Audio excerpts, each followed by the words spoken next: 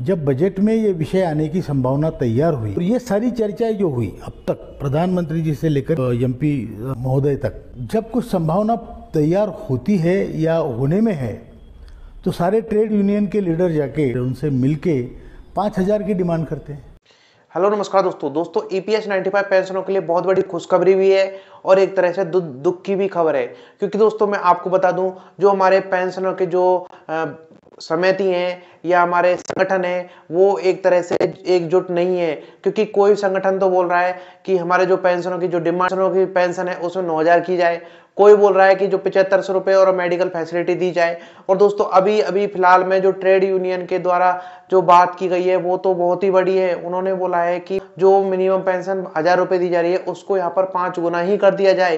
तो दोस्तों इस प्रकार से सरकार को भी यहाँ पर मौका मिल रहा है कि पेंशनों के जो संगठन है पेंशन ईपीएस 95 पेंशनरों के जो संगठन है वो ही एक मिले नहीं है, क्योंकि दोस्तों यहाँ पर ठीक दोस्तों इसके बारे में आज हम आपको इस कंप्लीट जानकारी देंगे। उससे पहले आपको बताना चाहते हैं यदि आप हमारे चैनल को सब्सक्राइब और वीडियो को लाइक जरूर कर लें ताकि हम आपको इस प्रकार के हेल्प वीडियो लाते रहे। ठीक दोस्तों मैं आपको बता दूं कि अशोक रावत जी हैं जो के सामने वित्त मंत्री और श्रम मंत्री के सामने जो पेंशन की डिमांड रखी है वो है 7500 रुपये डीए और मेडिकल फैसिलिटी। ठीक है दोस्तों, मथुरा गए थे, आदरणीय हेमा मालिनी जी से मिले, वो वहाँ पे थे, क्योंकि अभी देखिए बजट आ रहा है और बजट में कई चीज़ें होती है, बहुत सारी संभावनाएं बजट में होती है और हमें आशा है कि इस बजट में काम होगा। क्यों उनको बोला, वो ये बोला कि मैडम देखिए हम लोग 8 साल से संघर्षरत हैं, जो संघर्ष कर रहे हैं वो सब बूढ़े लोग हैं, सब रिटायर्ड लोग हैं।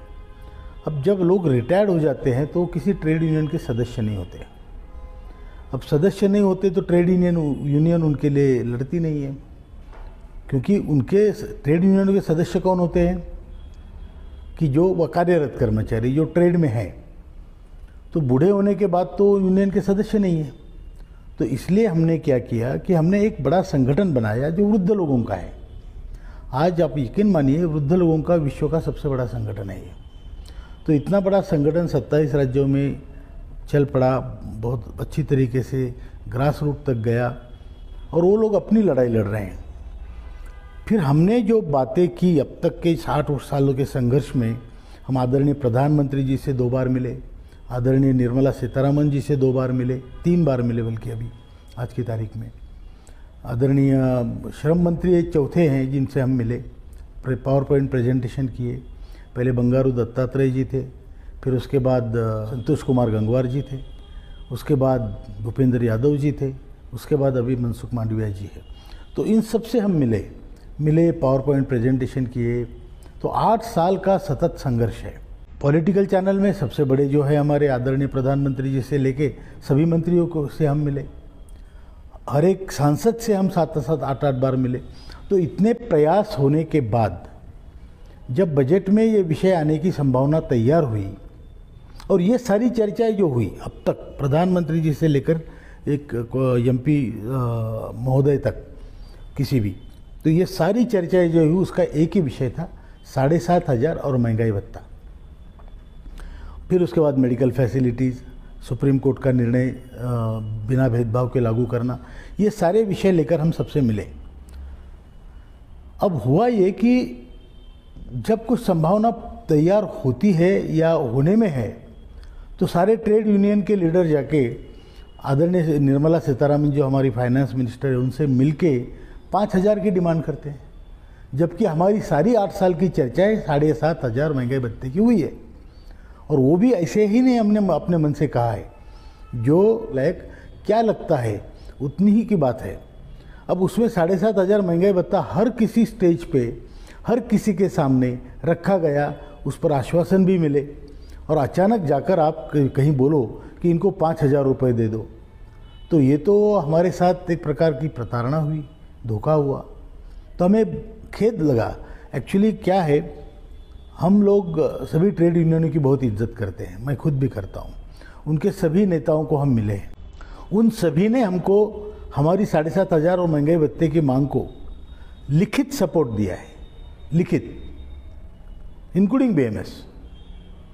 और अभी जब लेने की बारी आई तो ये सब जाकर वहाँ पर 5,000 क्यों मांग रहे हैं?